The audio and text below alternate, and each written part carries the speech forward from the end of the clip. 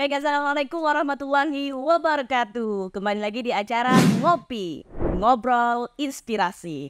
Nah, pemirsa sekalian, hari ini kita kedatangan tamu yang sangat istimewa sekali. Beliau adalah seorang pengusaha di Tanjung Jabung Barat, khususnya di Kuala Tungkal, dan beliau merupakan sosok inspirator nih bagi anak-anak muda Kuala Tungkal. Siapakah beliau? Langsung kita perkenalan. Ini dia Pak Yeri Abdillah. Assalamualaikum Pak. Waalaikumsalam. Sehat Pak ya? Sehat Mbak Ibni. Luar biasa sekali, memang energik dengan jiwa-jiwa pengusahanya kelihatan gitu Pak ya. Alhamdulillah. Ya. Hari ini pakaian MU nih Pak.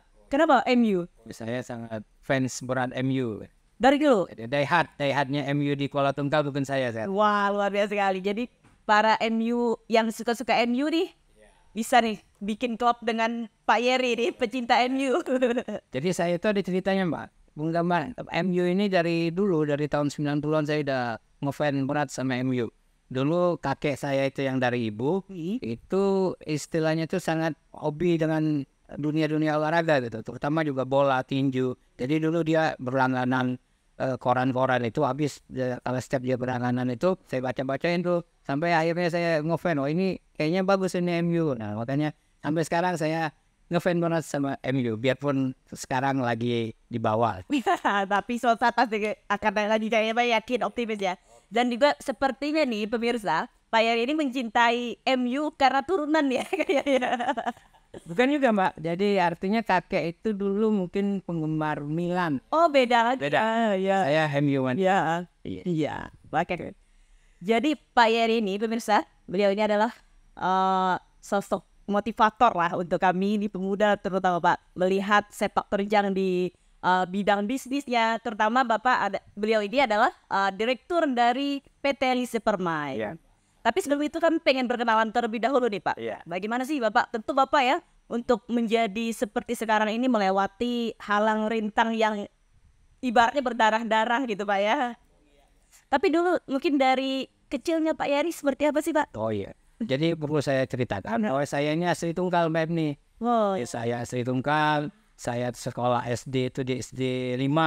Wow. 5, saya alumni SD 5. Terus setelah itu 91 saya tamat SD, saya langsung merantau ke Jakarta nih. Saya kepengen masuk pesantren. Wow. Pesantren di Bekasi.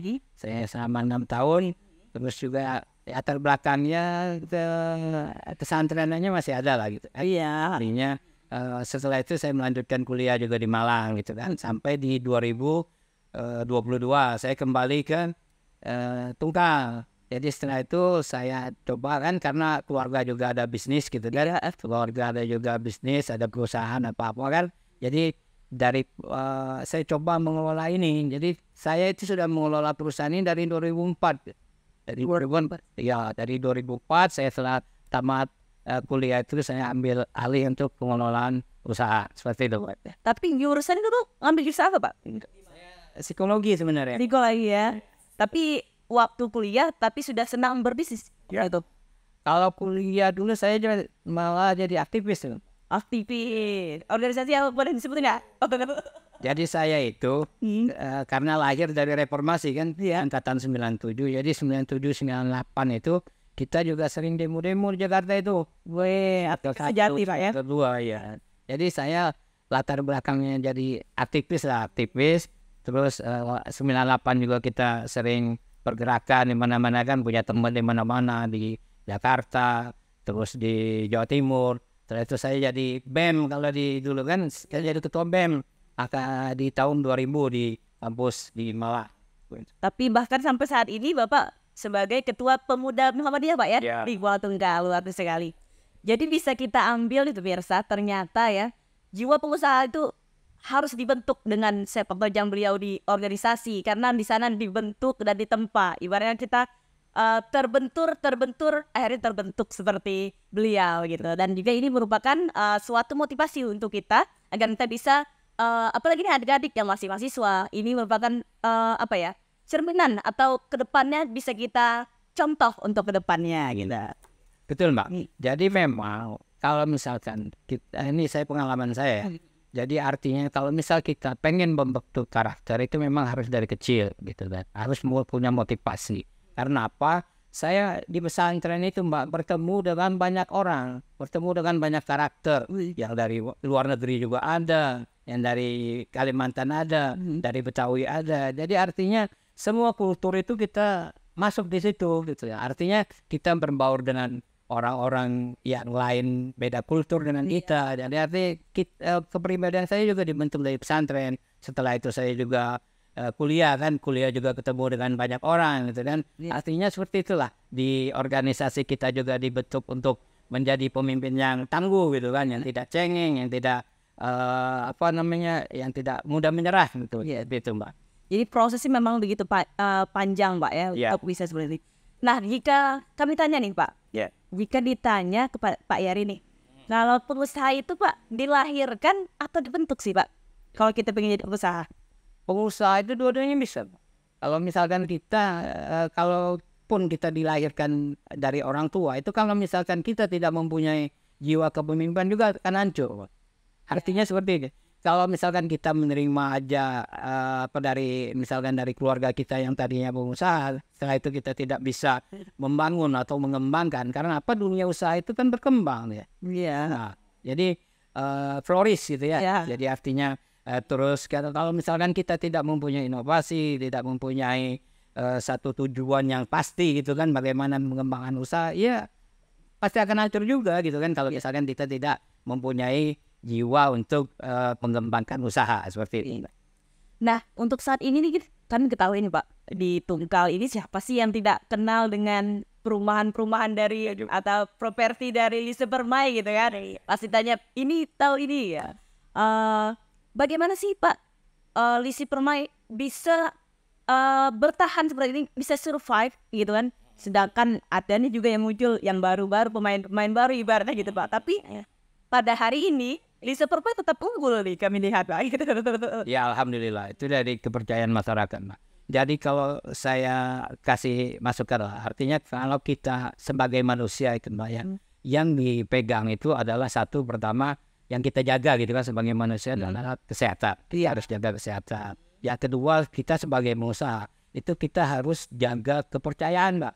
Ya, kepercayaan orang itu harganya. Jadi ketika orang tidak percaya lagi sama kita, maka apapun akan tidak bisa sukses seperti itu. Jadi saya betul-betul dari dulu menanamkan bagaimana saya ini bisa dipercaya sama orang gitu kan, sama bank, sama teman-teman. Integritas kita itu yang harus kita kedepankan seperti itu. Seperti itu Mbak. Jadi kalau misalkan bicara masalah perumahan, memang dulu tadinya hanya satu Mbak. Jadi satu, Permata Hijau 1 itu kita bangun di 2021.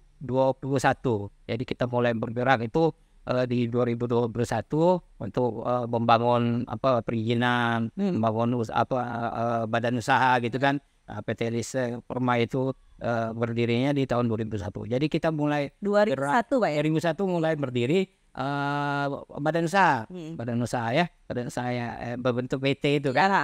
Jadi itu terbentuk 2001, kita mulai urus perizinan. Setelah itu mulai pertama kali kita launching itu di 2002 rumah pertama itu saya masih ingat, kita masih jual di harga 14 juta. Wah, jauh sekali dibandingkan dengan harga rumah sekarang Pak ya. Kalau dulu kita tipe 36 itu 14 juta kita jual di 2022, terus berkembang apa-apa insya Allah itu habis kan gitu kan. Kita jadi sampai sekarang lah kita ada 11 proyek. 11 titik Pak ya di Kuala Tunggal. Iya, di Kuala Tunggal. Kalau jumlah nih Pak, kalau kita lihat ada berapa ribu sih yang sudah tercatat sekarang nih yang dibuat oleh Lise Permai? Itu kalau misalkan dari dulu sampai sekarang ya lebih lah dari 1000-an rumah sudah ada. Luar biasa sekali pemirsa. Sudah ada 1000 rumah loh yang ada di Kuala Tunggal. Nah, kedepannya ada ini Pak, rencana untuk buat di luar Tunggal tapi masih Tanjung Barat gitu? Kalau di luar Tanjung Barat mungkin belum ya, belum mempunyai planning sana ya. Karena apa? Yang sekarang ini yang masih kita garap itu ya khusus seputaran Kuala Tunggal dulu di kota. Di kota. Jadi artinya ya lahan-lahan. Jadi begini Mbak, pengusaha itu ya, apalagi kita berbisnis di properti ini ya, kita harus mempunyai pemikiran kalau kita jual kita harus beli gitu kan. Kita jual harus kita beli. Jadi kita jual 100 ya harus kita dapatkan 200. Seperti itulah yang saya kembangkan sekarang. Jadi kalau misalkan sudah habis kita nggak repot. Gitu kan, repot kita pasti ada penggantinya. Itu. Artinya ya perumahan-perumahan kita sekarang ini yang sudah habis ya terus kita ada penggantinya gitu kan. Ada ganti lahan yang baru lagi seperti itu. Luar biasa sekali pemirsa. Mungkin Pak bisa diberitahu kepada pemirsa nih di mana aja sih titik-titik yang ada di Kuala Tungkal gitu Pak. Mungkin ini apa namanya, di mana letaknya gitu Pak. Oh iya. Jadi yang untuk yang sudah habis ini yang sold out itu kan sudah di Permata Hijau 1 itu sudah habis. Jadi total habis. Permata Hijau 2 itu habis. Permata Hijau di mana Pak? Permata Hijau di sekitaran sini, Paret 2. Paret 2. Ya, di Paret 2 itu atau siswa ujung Pak ya? Ya, siswa ujung. Jadi sekitar sini Permata Hijau itu lokasinya ada di siswa ujung. Iya. Jadi aslinya Permata Hijau 1, 2, 3 itu sudah 4 sampai 4 itu habis. Yang 5 ini masih ada. Yang 5 semuanya di daerah Siswa. Iya, siswa ujung ini. Di siswa ujung lokasinya juga bagus-bagus Pak.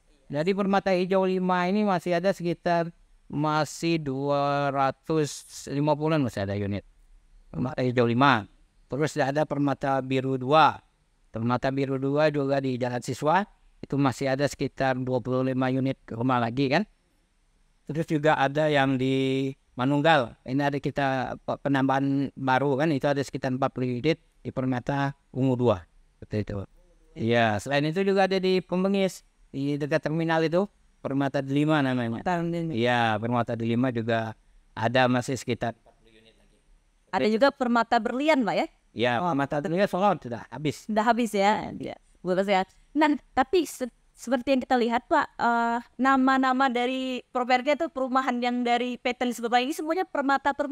Ada apa nih? Kenapa sih namanya Permata gitu? Itu hanya sekedar untuk mengingatkan bahwa kalau di Tungkal ini yang Permata itu punya Lisa Permai seperti itu. Oh iya. Jadi, tapi ada nggak sih karena Permata itu mahal atau apa gitu Pak? Ya, Permata itu kan arti ya itu yang sesuatu yang lebih gitu. Iya, itu yang wah.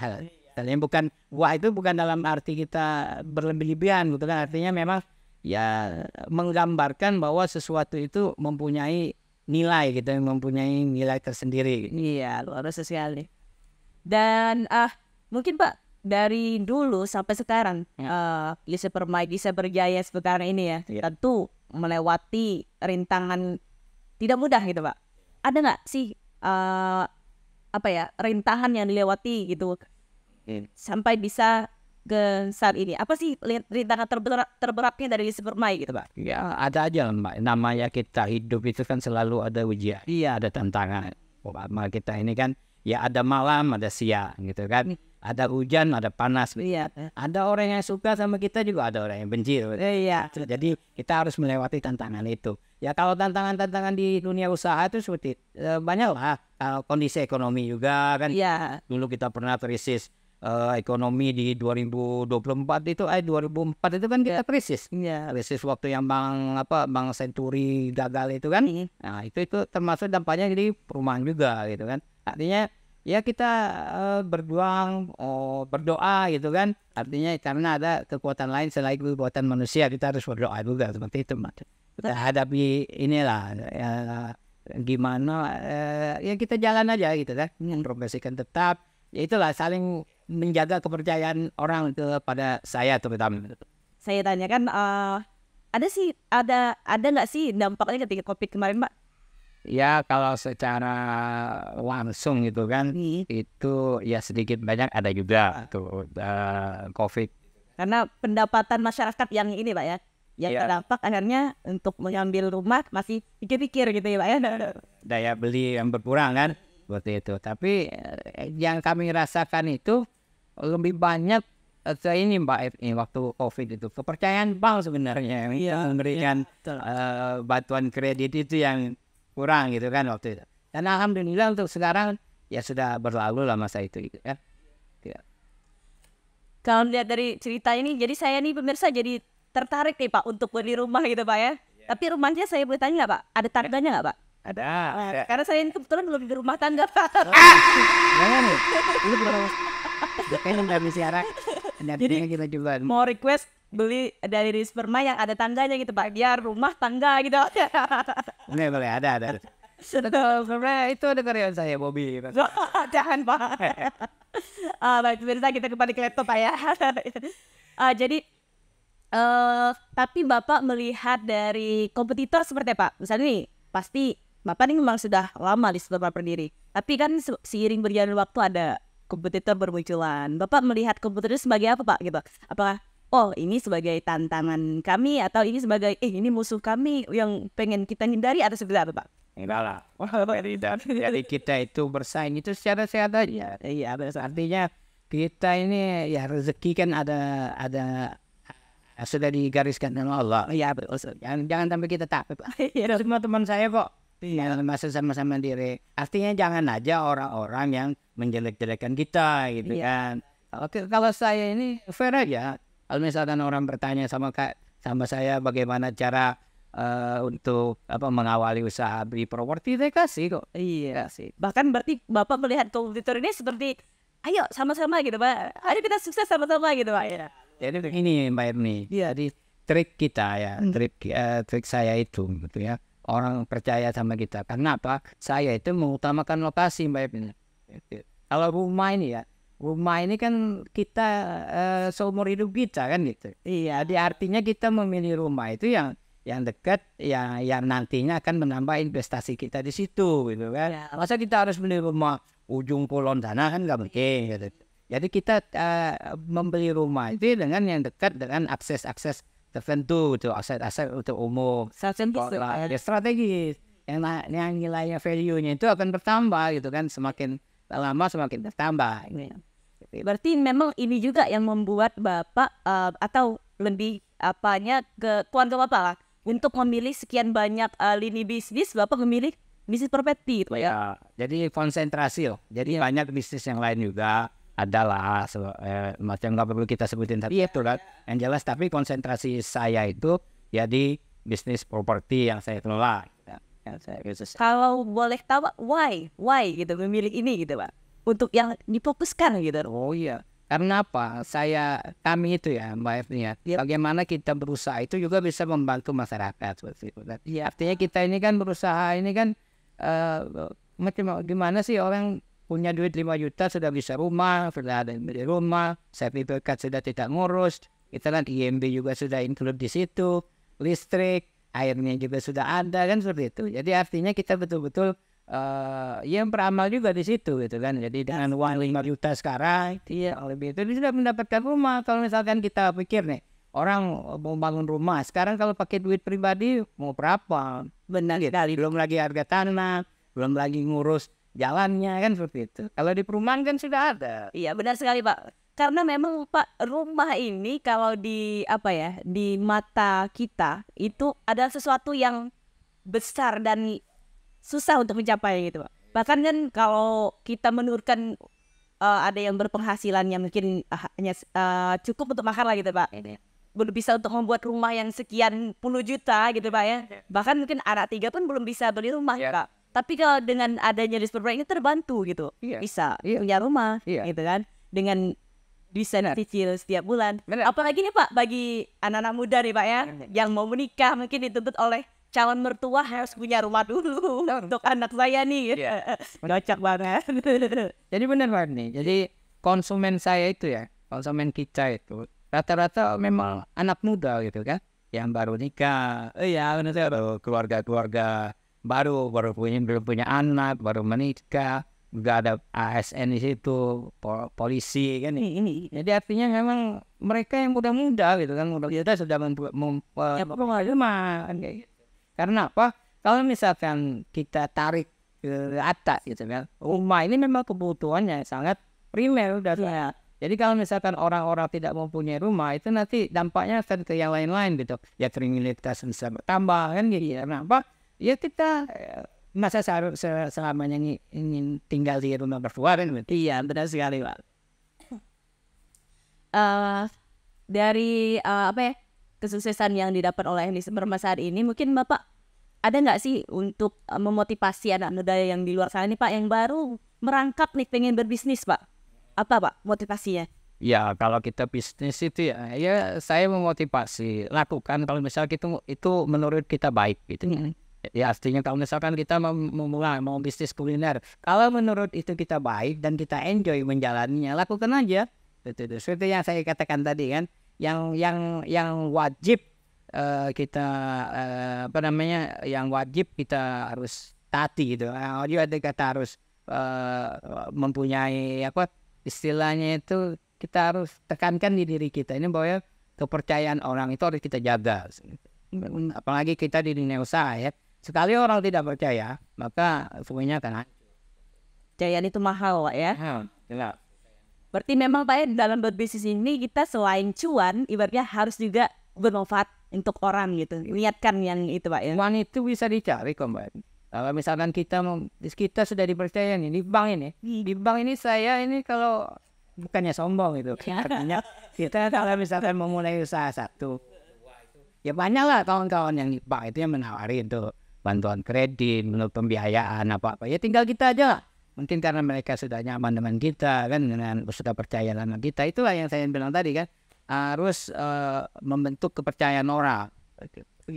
Ini sebagai motivasi aja nih Pak untuk pemirsa kita nih Pak ya. Nanti agak sedikit sensitif Pak pertanyaan.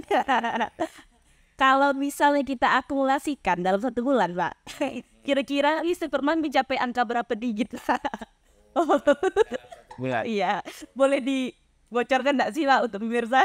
Ya, Untuk motivasi aja Pak. ya. Itu kalau misalkan dalam 1 bulan itu perputaran kita ya di atas 1 M. Prok luar biasa sekali, bisa sampai di Superman luar biasa sekali pemirsa. Ini merupakan memang panutan sekali bagi kita. Jadi tapi jangan berkecil hati Pak ya, bagi kita yang merangkak dari bawah yang mungkin modalnya masih sedikit nih Pak. Iya. Tidak menutup kemungkinan Mbak kami bisa seperti Bapak ya Pak ya. Bahkan melewati more than me gitu. Ya, more than me Pak ya. Harus semangat. Iya.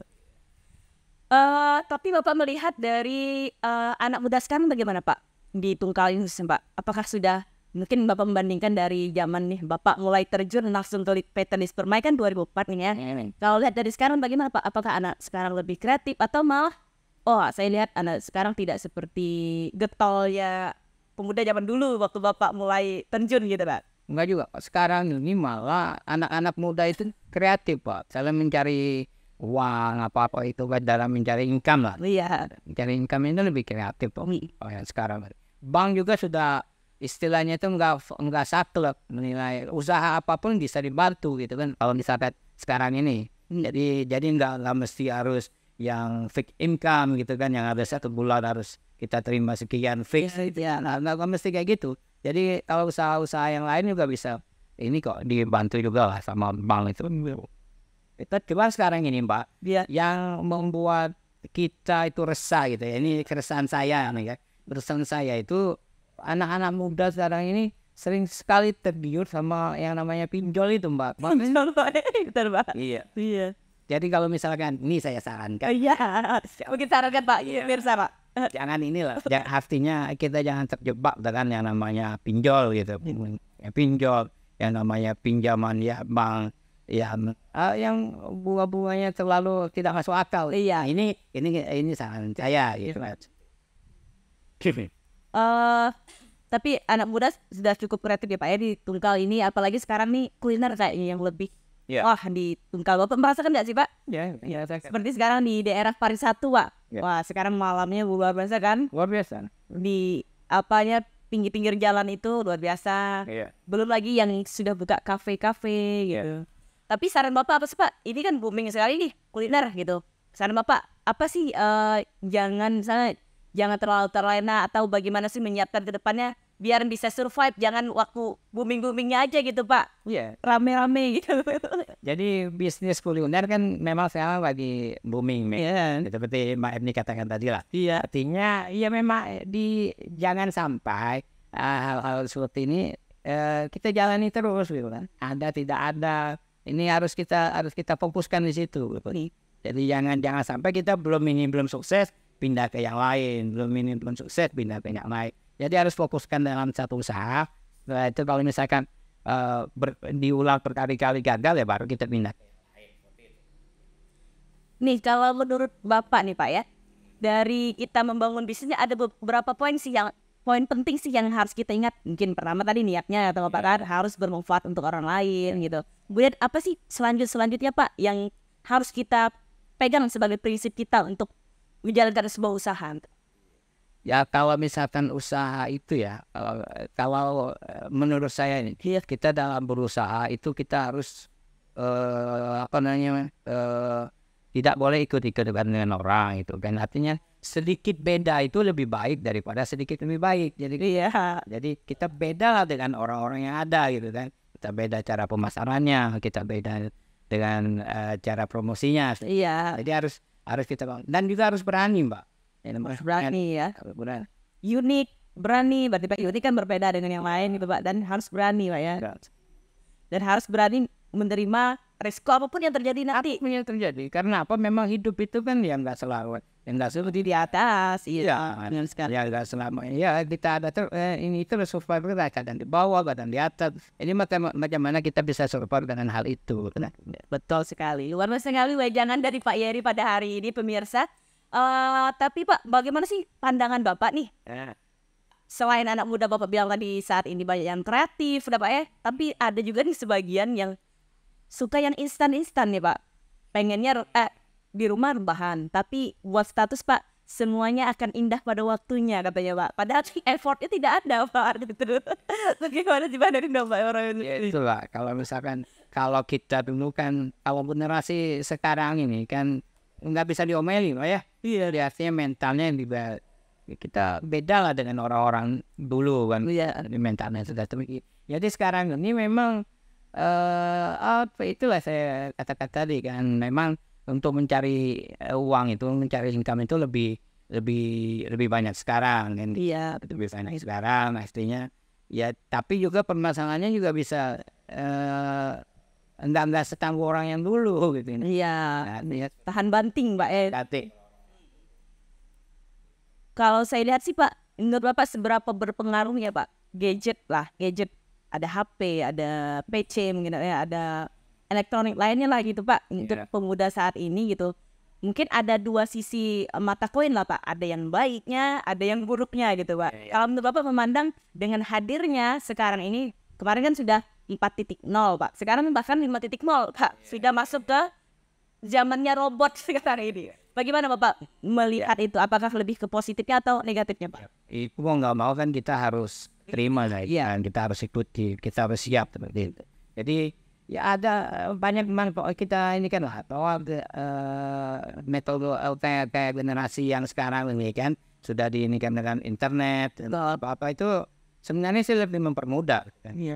Kita bagaimana kita bisa berinteraksi secara cepat lah dengan zaman sekarang, buat itu lebih mudah aja. Dan lebih ke positifnya Pak. Lebih positif. Tapi jangan salah gunakan gitu Pak ya. Kadang banyak salah gunakan Pak.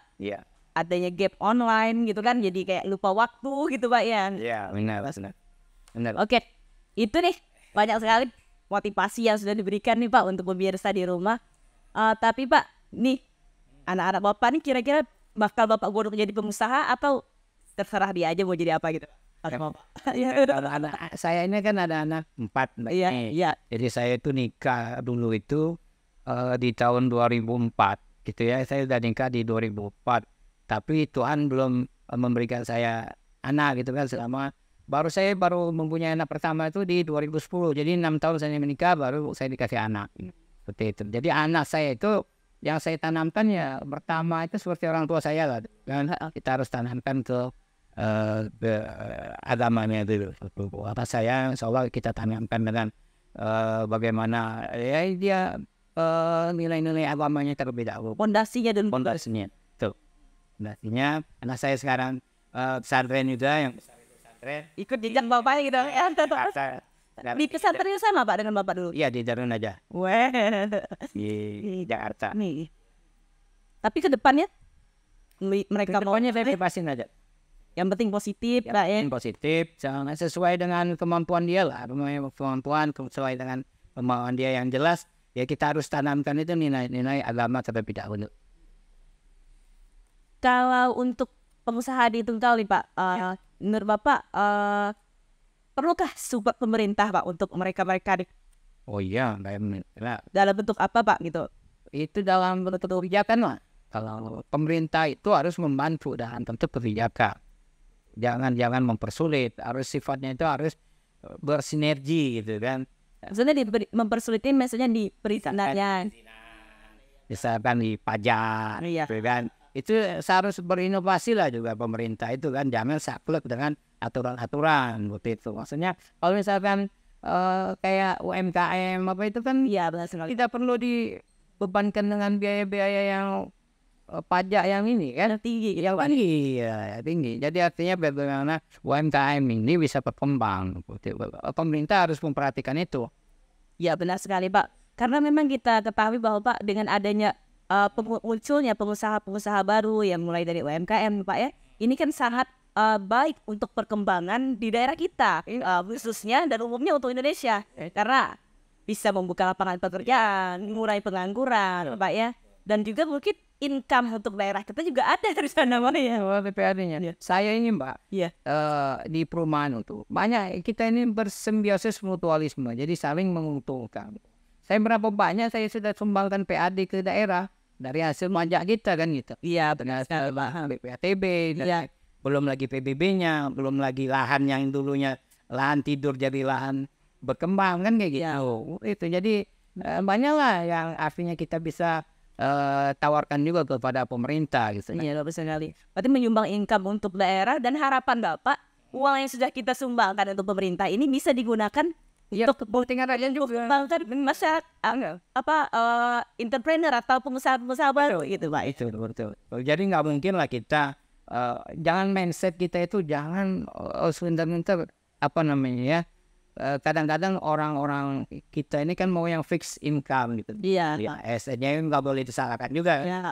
Jadi ini kalau peluang itu coba kita cari bagaimana bisa tadi yang kata Mbak bisa jadi entrepreneur itu. Iya. Jadi kita membuka usaha baru dan lapangan pekerjaan baru bagi orang-orang. Gitu. Baik. Luar biasa sekali Pak motivasi yang sudah diberikan pada hari ini, dan juga mungkin nih bagi anak-anak muda nih Pak yang pengen dimentorin Bapak gitu, boleh kira-kira Pak? Boleh. Tapi bagi bisnis karena kan kita tahu Bapak ibaratnya levelnya udah biasa. Kita artinya ya seperti air aja, mengalir aja. Boleh kok diskusi saya juga tahu apa. Karena memang luar biasa sekali Pak. Ibaratnya Tungkal ini kan kota kecil gitu Pak. Iya betul. Tapi kita untuk mencari peluang bisnis itu harus yang memang jeli sekali gitu Pak ya. Beda dengan yang di kota-kota besar gitu Pak ya. Karena banyaknya orang yang ada di sana gitu, dan mungkin peluang masyarakatnya Pak. Ya. Kalau kita ini kan terpusat hanya di sini Pak. Iya, artinya memang harus jeli dalam melakukan peluang, melihat peluang bisnis gitu kan. Jadi jangan ikut-ikutan gitu Mbak. Artinya apa namanya itu tadi lah. Jadi kita bisa beda itu macam mana kita beda dengan orang lain gitu. Luar biasa sekali. Itulah tadi pemirsa dari Pak Yeri, luar biasa sekali dari bagaimana berbisnis, bagaimana motivasi untuk anak muda kita ya. Jadi harus berproses seperti Bapak tadi ya. Apalagi nih yang lagi mahasiswa, jangan kuliah pulang Pak ya. Berorganisasi lah kata Bapak tadi, biar kita di sana terbentuk dan bisa mempunyai mental yang begitu kuat lah untuk menerjang masa depan gitu Pak ya. Jadi artinya Mbak, jadi kalau misalkan kita berorganisasi itu salah satu yang membentuk karakter kita gitu ya. Itu yang membentuk bagaimana kita bisa problem solving itu. Iya benar. Salah kan dari situ. Dari kita berinteraksi dengan kawan-kawan yang beda kultur kan. Iya. Bagaimana kita istilahnya itu berteman dengan orang yang beda dengan kita kan. Itulah. Baik Pak Eri, terima kasih nih atas waktunya sudah diperbolehkan kami hadir ke sini, dan mungkin Pak untuk terakhir nih ada nggak yang perlu disampaikan sebagai suatu motivasi lagi nih Pak untuk closing statement untuk pemirsa nih Pak? Jangan kehidupan secara umum aja. Ya gitu aja, yang penting kita seperti air aja mengalir, terus kita jangan lupa ibadah, terus ya taat kepada orang tua gitu kan. Itulah. Jadi artinya ya seperti hal-hal apa namanya ya, yang positif aja lah yang kita lakukan seperti itu, Mbak. Jadi jangan sampai kita membangkang orang tua. Gitu. Iya. Kira-kira ada lagi Pak atau kita cukupkan? Iya, saya ini juga sekarang apa namanya mau memberitahu gitu kan. Iya, saya juga aktif di Muhammadiyah gitu kan. Artinya bagaimana saya mencoba apa namanya stigma masyarakat tentang Muhammadiyah itu tidak jelek gitu. Iya, artinya apalagi kita di Tungkal ini kan. Perlu saya sampaikan bahwa Muhammadiyah itu adalah organisasi sosial keagamaan. Jadi Muhammadiyah itu bukan aliran.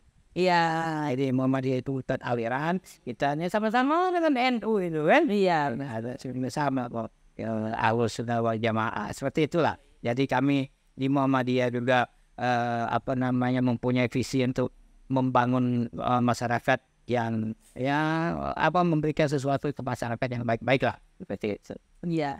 Jadi dengan adanya organisasi tentunya itu tujuannya pasti baik Pak ya. Iya, tujuannya masih. Ya, untuk pemuda gitu Pak ya. Iya, karena Pak Heri ini adalah merupakan ketua pemuda Muhammadiyah Niger Barat Pak ya. Iya, tidak muda lagi juga. Iya. Tapi jiwanya masih muda Pak Heri. Nah Pak, tadi sudah panjang lebar nih kita berbicara tentang bagaimana bisnis, bagaimana PT Lise Permai gitu Pak. Tadi kita lupa nih menanyakan apa sih moto dari PT Lise Permai Pak? Ya, fotonya itu sebenarnya bagaimana kita membangun rumah itu untuk kebutuhan apa dengan hati aja Mbak. Jadi kita ya membangun itu dengan hati, membantu masyarakat dengan hati seperti itu. Iya, maksudnya pokoknya PT Lise Permai membangun rumah dengan hati untuk masyarakat Tanjung Jabung Barat. Nah, bagi pemirsa yang ingin beli rumah langsung saja nih dengan Pak Heri ya. Datang kantornya di mana Pak? Di Jalan Sultan Taha namanya Mbak. Sultan Taha. Iya, Jalan Sultan Taha. Nomor 3 di situ adalah. Iya. Nanti nomor HP-nya bakal kita terakan di bawah ini. Baik, pemirsa, luar biasa sekali hari ini dan nanti mungkin ke depan kita akan mengundang tokoh-tokoh yang luar biasa sekali. Dan pada hari ini kami sangat terima kasih Bapak sudah mau kami datang ke sini sebagai tamu dari Ngopi Ngobrol Inspirasi. Karena obrolan kita pada hari ini Pak sangat menginspirasi kami dan juga khususnya pemirsa di rumah. Sekali lagi terima kasih Pak. Sukses selalu Pak. Sehat. Baik pemirsa, demikianlah ngopi kita pada kali ini. Saya Heri Fadila dan yang Pak Heri kami pamit dulu. Kami akhiri dengan ucapan wassalamualaikum warahmatullahi wabarakatuh dan sampai jumpa. Terima kasih.